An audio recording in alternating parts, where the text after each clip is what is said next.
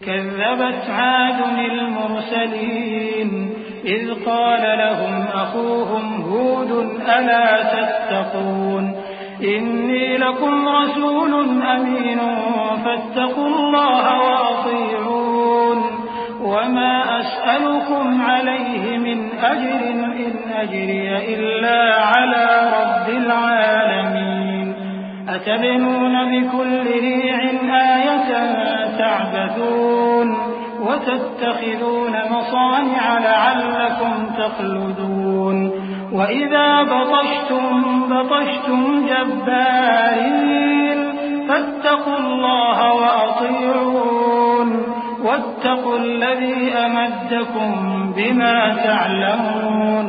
قوم عاد نے بھی پیغمبروں کو جھٹلایا جب ان سے ان کے بھائی ہود نے کہا کیا تم ڈرتے نہیں، میں تو تمہارا امانت دار پیغمبر ہوں، تو اللہ سے ڈرو اور میرا کہا مانو، اور میں اس کا تم سے کچھ بدلہ نہیں مانگتا، میرا بدلہ رب العالمین کے ذمے ہے.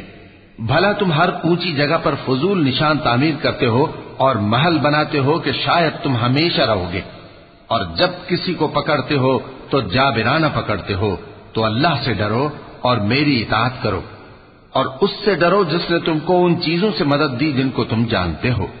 أمدكم بأنعام وبنين وجنات وعيون إني أخاف عليكم عذاب يوم عظيم قالوا سواء علينا أوعظت أم لم تكن من الواعظين إن هذا إلا خلق الأولين وما نحن بمعذبين فكذبوه فأهلكناهم إن في ذلك لآية وما كان أكثرهم مؤمنين وإن ربك لهو العزيز الرحيم.